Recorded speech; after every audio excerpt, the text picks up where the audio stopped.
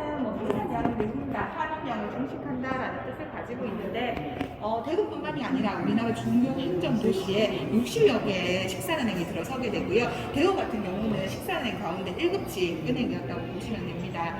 광복을 맞이한 이후에는요, 한국산업은행 대구 지점으로 2000년 초반까지도 은행 업무를 계속 보게 됩니다.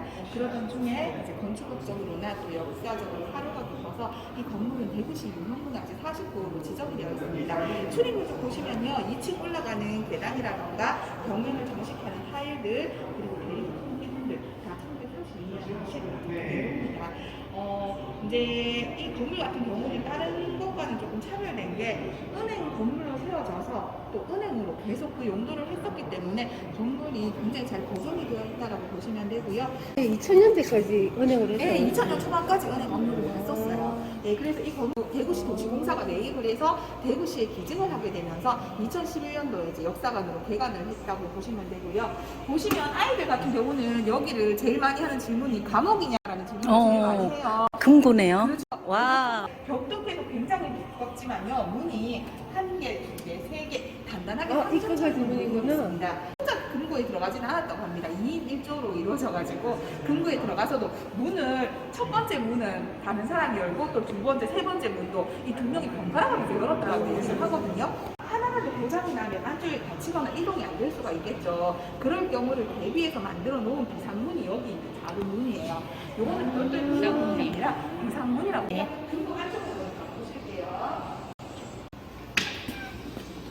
여기 마을바닥 같은 경우도 1935년 당시 마을바닥입니다. 우리나라에서 이제 구하기 쉬운 뭐 오리나무라던가 삼나무 같은 몇 가지 나무 재질로 만들어졌다라고 하는데 2000년 초반까지 돈을 복원했다고 말씀드렸죠. 마스크 내리시고 냄새 한번 맡아보세요.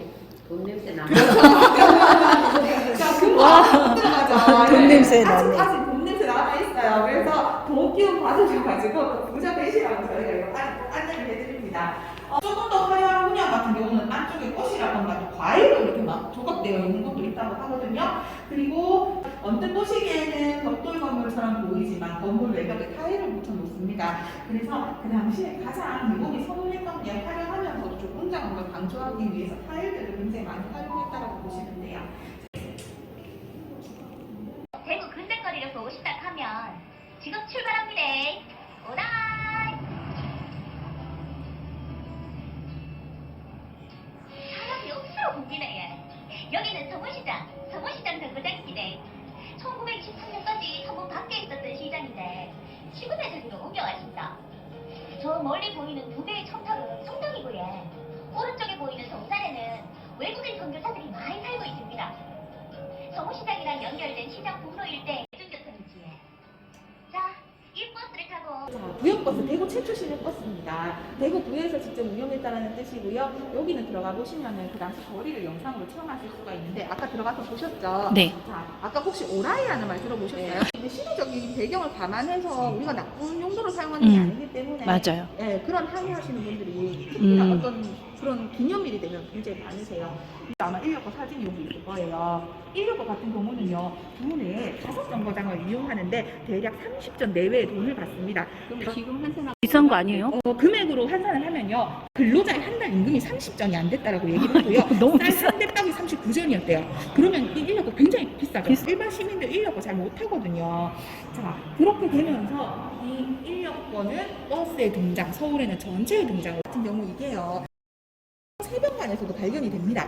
그런데 근대 역사관과 다른 점이 하나가 있다면 뭐냐면은 그 당시에 실존하는 사진, 그 당시의 사진과 현재 실존하는 현물 남아있는 거는 유일하다고 얘기를 해요. 감령이라던가 뭐 어떤 행사라든가 이런 게 있을 때 깃대를 꼽았던 용도로 사용했던 건데 경상 감령에서 발견된 게 유일하다라고 보시면 됩니다. 이제 일본이 이런 기술을 보유를 하고 있었는데 곡선으로 그어서 나왔어요. 굉장히 기술적으로 앞서갔다라고 보시면 되고요. 그래서 후에 이제 우리 대구에도 일본인들이 공장을 세우면서 대구에서도 직접 생산을 이제 와가지고 생산을 해봤다라고. 요게 여기 당시 여기까지만 있던 거였던 거죠? 그런데 보시면은 가정마다 타일들이 정말 또 붙어서 이렇게 만들어놨던 이유가 뭐냐면요, 일본이 처음 이거서 만들어놨어요. 그래서 타일을 붙여볼게요. 여기가 당시 정문이라고 말씀드렸습니다. 네, 정문. 보시면 네. 타일을 빼곡하죠. 네. 사진 아까 근거에서 보셨던 사진이고 제가 은행 창 통그룹 말씀드렸어요.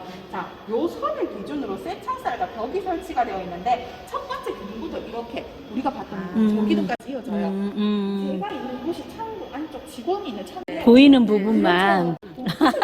되는 거예요. 네. 근데 뒤쪽은 틈 하나 없이 여기까지 타일들이 다 붙어져 있어요. 그렇죠. 자, 이거 그렇죠. 이 건물뿐만이 아니라 30년대 지어진 은행 건축 일군이 만들어놨던 은행 같은 거 보시면은 이런 방법으로 굉장히 많이 들어가 있습니다.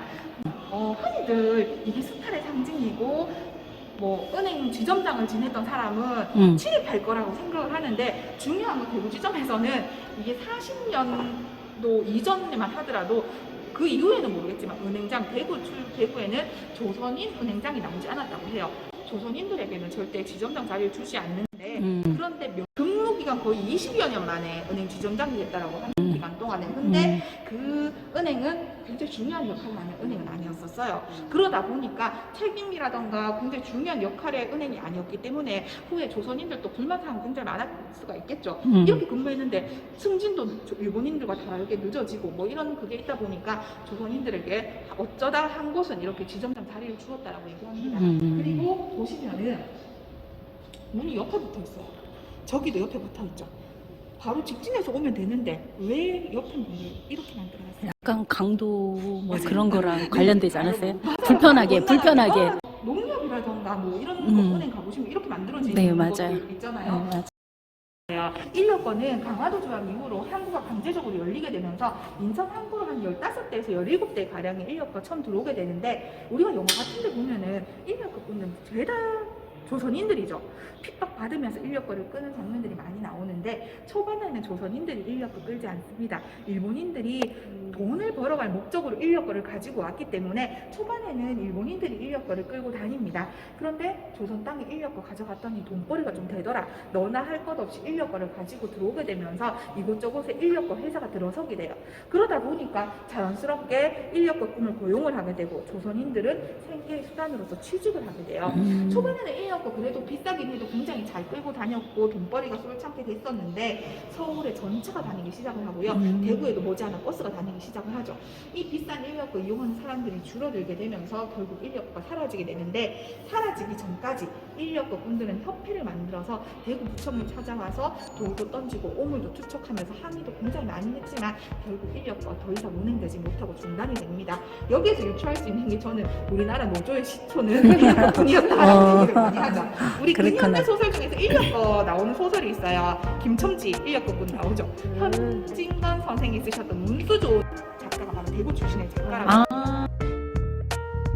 1899년 선교사들에 의해 능금 재배가 시작되었고 양장과 배짜기가 발전해서 섬유 산업의 도시로 된 대구는 삼성과 박정희와의 관계를 에피소드와 함께 전시실을 마무리하고 있는데요. 좀 더 자세히 알고 싶으면 방문하셔서 특히 여기서 소개하지 않은 국채보상운동이나 2월 28일 학생운동 등 아주 굵직한 그런 사건들에 대한 자료들이 많이 있습니다.